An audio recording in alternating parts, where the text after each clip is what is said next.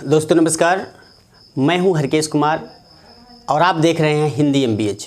दोस्तों इसके पहले मैंने आपको नाटक से संबंधित नाटक के 4 भाग प्रेषित कर दिए हैं। दोस्तों आज हमारा 5वां वीडियो है नाटक से संबंधित। दोस्तों अगर हम नाटक की बात करें, सबसे पहला नाटक हम लेते हैं महाभोज को।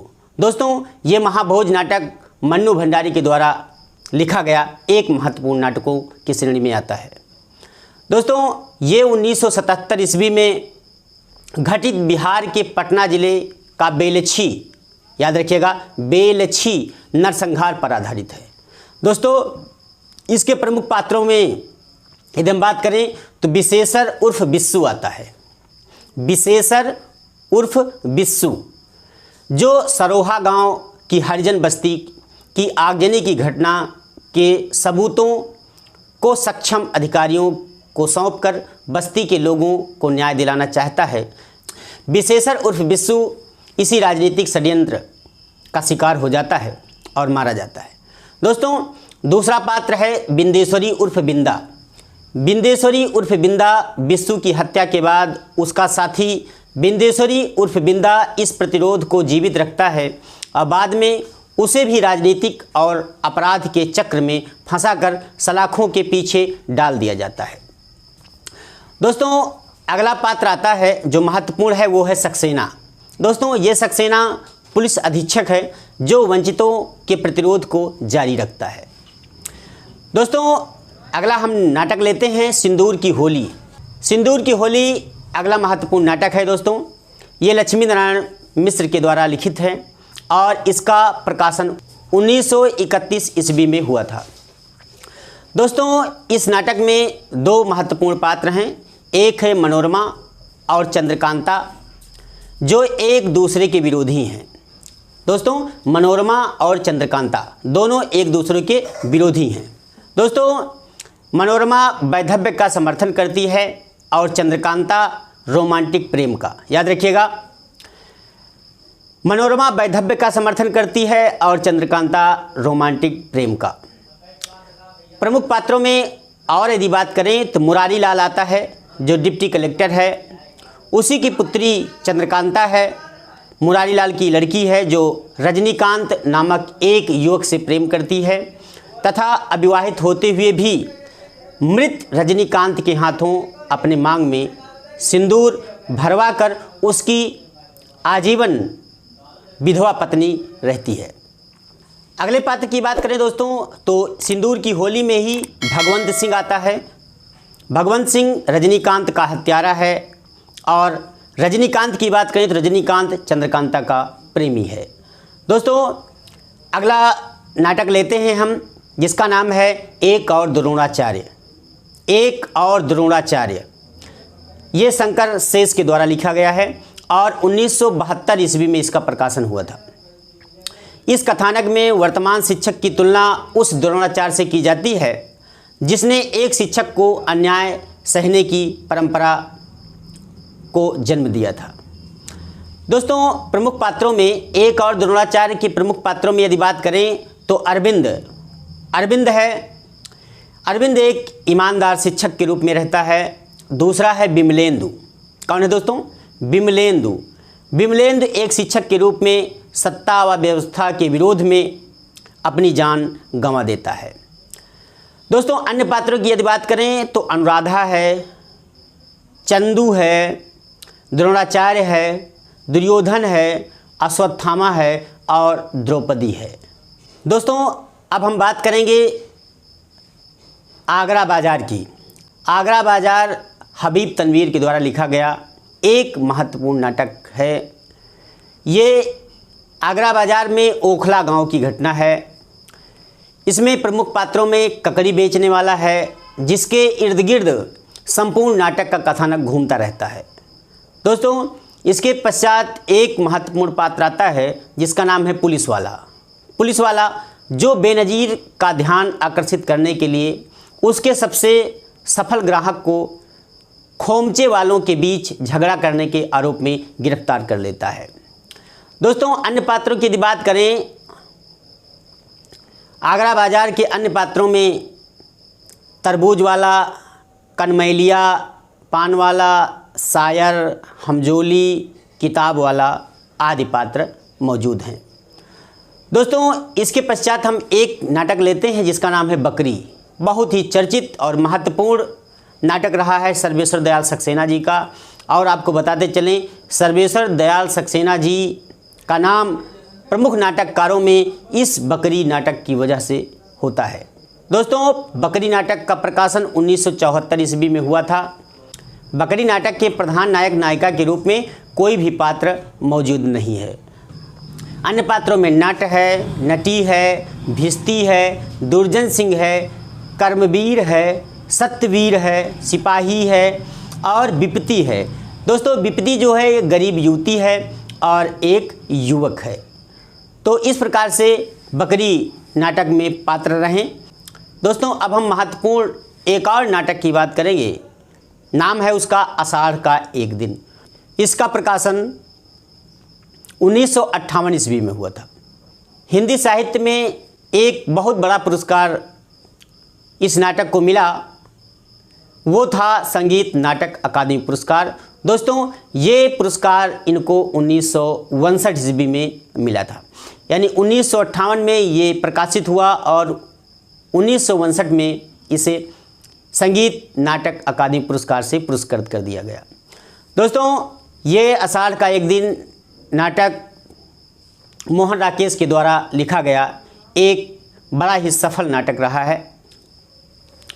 प्रमुख पात्रों में कालिदास इस नाटक का नायक है और नायिका मल्लिका से ये प्रेम करता है, लेकिन एक ऐसा समय आता है कि कालिदास मल्लिका से प्रेम करता ही रहता है, लेकिन प्रियंगमंजरी से विवाह कर लेता है। दोस्तों, यह एक घटना है। प्रमुख पात्रों में अंबिका है। अंबिका जो है वो मल्लिका की माँ है, गांव की वृद्धा है। मल्लिका तो आप जानते ही हैं, कालिदास की प्रेयसी है, प्रियतमा है और नाटक के मुख्य पात्र भी रही है। और एक अन्य पात्र आता है जिसका नाम है प्रियंगमंजरी। प्रियंगमंजरी उज्जैनी नरेश की पुत्री है, वह राजकुमारी भी है, जिसका विवाह कालिदास से होता है। विलोम एक मुख्य पात्र के रूप में उभर करके सामने आता है। मल्लिका का ग्राम का ही एक युवक है तथा मल्लिका के बच्चे का पिता भी है, जबकि मल्लिका अविवाहित माँ है। दोस्तों, मल्लिका अविवाहित माँ है, लेकिन कालिदास के उज्जैनी चले जाने के पश्चात काफ़ी समय तक इसे किसी प्रकार का कोई संदेशा नहीं मिलता, जिसकी वजह से उधर उसकी माँ का देहावसान भी हो जाता है, घर में कोई नहीं रहता। इस वजह से मल्लिका विलोम से बिना विवाह के ही एक बच्चे को जन्म दे देती है। इस नाटक की खासियत है कि इसमें 3 अंक हैं।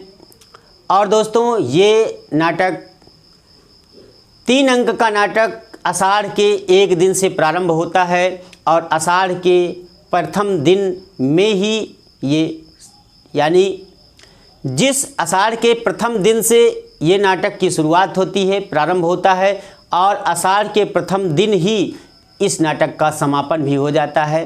दोस्तों, कालिदास सबसे पहले मल्लिका से बहुत प्रेम करता है, विभिन्न प्रकार के अपवादों से भी लड़ने की क्षमता रखता है और गांव का एक कवि भी है, जिसकी वजह से उज्जैनी नरेश कालिदास को अपने यहाँ बुला लेते हैं, राज दरबार में बुला लेते हैं, राजकवि के रूप में उपाधि दे देते हैं। ये जब उज्जैनी जाने लगता है तो इसकी हार्दिक इच्छा नहीं है कि हम उज्जैनी चले जाएं मल्लिका को छोड़ करके, लेकिन मल्लिका ने ज़बरदस्ती कालिदास को उज्जैनी भेज देती है और इधर अपना आजीवन उसका इंतज़ार किया करती है। विभिन्न प्रकार के अपवादों से होते हुए ये कहानी आगे बढ़ती है। एक बार नाटक के दूसरे अंक में, यानी 3 अंक हैं इसमें, प्रथम अंक में कालिदास उज्जैनी जाता है और दूसरे अंक में पुनः कालिदास लौट करके मल्लिका के यहाँ आता है प्रियंगमंजरी के साथ, लेकिन किसी कारणवश वो मल्लिका से नहीं मिल पाता है। तीसरे अंक में कालिदास राज काज छोड़ करके पुनः मल्लिका के पास आता है, लेकिन तीसरे अंक में जब आ करके देखता है तो उसके होशो हवास उड़ जाते हैं, क्योंकि मल्लिका की गोद में एक छोटी सी बच्ची होती है और मल्लिका बिना विवाह के ही एक बच्चे की माँ बन जाती है। दोस्तों, ये सुन करके और ये देख करके कालिदास पुनः वापस हो जाता है। ये नाटक दोस्तों दुखांत है, क्योंकि आजीवन मल्लिका कालिदास का इंतज़ार ही किया करती है। इसी कड़ी में एक और पात्र आता है जिसका नाम है दंतुल। दंतुल राजपुरुष है, मातुल कवि मातुल है, यानी छोटी मोटी कविताएं भी करता है। विलोम और निक्षेप दोनों ग्राम पुरुष हैं। रंगड़ी संगड़ी और ये सब नागरी हैं दोनों। मल्लिका की गोद में जिसका बच्चा है वो है विलोम, यानी विलोम का बच्चा अपनी गोद में लिए रहती है। तभी कालिदास का आगमन होता है और वो देख करके पुनः वापस हो जाता है। दोस्तों, इसके पश्चात एक महत्वपूर्ण नाटक आता है मोहन राकेश का ही आधे अधूरे। दोस्तों, आधे अधूरे नाटक ये सामाजिक विसंगतियों को लेकर लिखा गया है। इस नाटक में कहीं भी पूर्णता का लेस मात्र भी नहीं है, यानी पूरा संसार पूरी दुनिया में आधा और अधूरा ही सब कुछ दिखाई देता है, कहीं पर भी पूर्णता दिखाई नहीं देते हैं। दोस्तों, पात्र की यदि बात करें तो सावित्री मुख्य पात्र के रूप में आती है। ये अपने पति के पास काम ना होने के कारण काम की तलाश में बाहर निकल जाती है।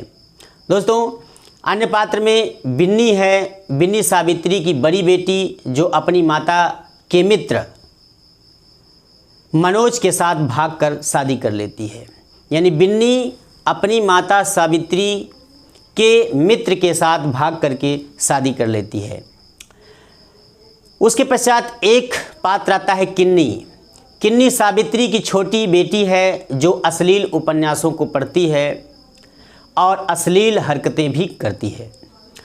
दोस्तों, अशोक एक मुख्य पात्र है, सावित्री का पुत्र है, जिसमें अपने माता पिता व समाज के प्रति विद्रोह की भावना उसके अंदर हमेशा के लिए विराजमान रहती है। दोस्तों, अगला नाटक है अंधा युग। कौन दोस्तों? अंधा युग। ये धर्मवीर भारती के द्वारा लिखा गया एक महत्वपूर्ण नाटक की श्रेणी में आता है।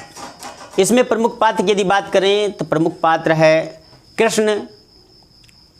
कृष्ण प्रमुख पात्र है और ये कृष्ण नाटक का नैतिक केंद्र भी है। अगला पात्र है अश्वत्थामा। अश्वत्थामा एक केंद्रीय पात्र है। अगला पात्र इसका है युधिष्ठिर। युधिष्ठिर केवल शांत की कामना करने वाला पात्र है। अगला पात्र अंधायुग का ही है धृतराष्ट्र। धृतराष्ट्र स्वार्थी के साथ साथ तन और मन से दोनों से अंधा है। और अगला पात्र है गांधारी। दोस्तों, गांधारी जिसके पास अंधी ममता के साथ साथ तर्क व प्रज्ञा भी है। अन्य पात्रों में विदुर भी आता है और कृपाचार्य भी है। तो ये रहा अंधा युग। अब दोस्तों, इसके पश्चात है अंजो दीदी। अंजो दीदी उपेंद्र नाथ अस का लिखा गया बहुत बड़ा नाटक है। दोस्तों, इसमें मुख्य पात्र अंजलि ही है तथा सभी को अनुशासित रखना चाहती है। इस पात्र में जो अंजलि है वो अपने परिवार के सभी सदस्यों को अनुशासित रखना चाहती है। हर कार्य एक निश्चित समय पर होना चाहिए। नाश्ता पानी खाना पीना हर एक चीज़ एक निश्चित समय पर होना चाहिए। इसी वजह से ज़्यादा अनुशासन की वजह से इनका परिवार एक दिन टूट जाता है और पूरे परिवार का सत्यानाश हो जाता है। दोस्तों, मुख्य पात्र में अंजलि है, श्रीपत है। दोस्तों, श्रीपत के साथ साथ धीरज है, जो धीरज अंजलि का पुत्र है। उसके साथ साथ इंद्र नारायण हैं। इंद्र नारायण अंजलि के पति हैं। दोस्तों, अगले नाटक की बात करें तो वो है ध्रुवस्वामिनी। ध्रुवस्वामिनी प्रसाद जी के द्वारा लिखी गई एक प्रौढ़ नाट्यकृति मानी जाती है, जिसका प्रकाशन 1933 ईस्वी में हुआ था। दोस्तों, इसका कथानक गुप्त काल से है और नाटक के प्रमुख पात्रों की यदि बात करें तो चंद्रगुप्त, रामगुप्त, ध्रुवस्वामिनी, मंदाकिनी, शिखर स्वामी और शकराज हैं। दोस्तों, ध्रुवसाम्नी एक जागृत, चेतनशील और निर्भीक प्रधान नारी पात्र है। मंदाकिनी काल्पनिक पात्र है। चंद्रगुप्त नायक है इसका और रामगुप्त खलनायक है। शिखर स्वामी एक षड्यंत्रकारी है। शकराज शकों का राजा है। नाटक के सारांश पर यदि हम बात करें तो समुद्रगुप्त के दो पुत्र होते हैं। एक का नाम, बड़े का नाम रामगुप्त और छोटे का नाम चंद्रगुप्त है। रामगुप्त और चंद्रगुप्त दोनों सगे भाई हैं। चंद्रगुप्त में शासन करने की कला है, लेकिन रामगुप्त विलासी है, भोग लिप्सा में विश्वास करता है, मदिरा में विश्वास करता है। दोस्तों, समुद्रगुप्त ध्रुवसाम्नी का विवाह अपने छोटे पुत्र चंद्रगुप्त से करना चाहते थे, लेकिन अकस्मात उनका देहावसान हो जाता है। तो यही जो षड्यंत्रकारी है जिसका नाम है शिखर स्वामी, ये षड्यंत्र करके रामगुप्त को, जो कि बड़ा पुत्र है, नियमानुसार कहता है कि नियमानुसार जो राजा का बड़ा पुत्र होता है उसे ही राजा बनाया जाना चाहिए और उसका विवाह पहले होना चाहिए। तो दोस्तों, ये षड्यंत्रकारी यानी ये षड्यंत्र रच करके रामगुप्त को राजा बना देता है और ध्रुवसाम्नी का विवाह रामगुप्त से कर देता है। रामगुप्त ध्रुवसाम्नी से प्रेम तो बहुत करता है, लेकिन उसकी सुरक्षा नहीं कर पाता है। दूसरी बात, ध्रुवसाम्नी चंद्रगुप्त से प्रेम करती है, चंद्रगुप्त ध्रुवसाम्नी से प्रेम करता है, लेकिन कभी आपस में एक दूसरे को इजहार नहीं कर पाते हैं। दोस्तों, एक समय आता है जब शकराज युद्ध की घोषणा कर देता है और शकराज संधिपत्र भेजता है रामगुप्त को कि इस संधिपत्र पर हस्ताक्षर करिए, और संधिपत्र में लिखा होता है कि आप या तो युद्ध हमसे करिए अथवा ध्रुवसाम्नी को हमारे पास भेज दीजिए। दोस्तों, रामगुप्त कायर है, डरपोक है, इस वजह से ध्रुवसाम्नी को भेजने का पूरा इंतजाम कर लेता है। उधर जब चंद्रगुप्त को पता चलता है तो चंद्रगुप्त और ध्रुवसाम्नी दोनों भेष बदल करके शकराज के पास जाते हैं और वहाँ पर शकराज को मार करके विजय की घोषणा कर देते हैं। दोस्तों, लौट कर आते हैं, रामगुप्त चंद्रगुप्त के ऊपर आक्रमण करना चाहता है, लेकिन सेवकों के द्वारा उस प्रहार को रोक करके रामगुप्त की हत्या कर दी जाती है। तो दोस्तों, ये इसका सारांश रहा। अब अगला नाटक लेते हैं चंद्रगुप्त। दोस्तों, चंद्रगुप्त प्रसाद के द्वारा लिखा गया एक महत्वपूर्ण नाटकों की श्रेणी में आता है। चंद्रगुप्त 1931 में लिखा गया प्रसाद के महत्वपूर्ण नाटकों की श्रेणी में आता है। इसके प्रमुख पात्र है अलका। अलका गांधार नरेश की पुत्री है और आम्भिक की बहन है।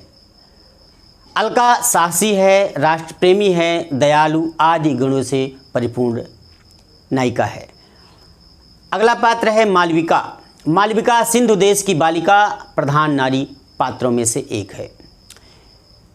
चंद्रगुप्त में ही अगला पात्र है कार्नेलिया।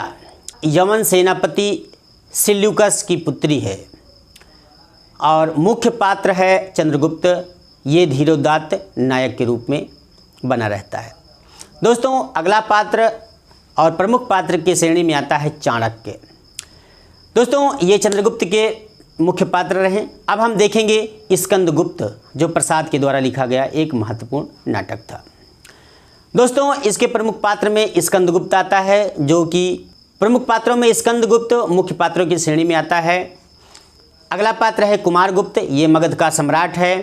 धातुसेन, इसका उपनाम कुमारदास भी है। देवसेना, ये बिंदुवर्मा की बहन है। विजया अगला पात्र है। ये धन कुबेर की कन्या है यानी पुत्री है। अगला नाम आता है मालिनी का। दोस्तों, मालिनी मातृगुप्त की प्रणयिनी है। तो दोस्तों, ये रहा आज का हमारा एक छोटा सा प्रयास। दोस्तों, ये हमारा वीडियो आपको कैसा लगा कृपया कमेंट बॉक्स में कमेंट करके हमें अवगत कराएं। तो दोस्तों, चलते हैं फिर मिलेंगे एक नए वीडियो के साथ। तब तक के लिए नमस्कार।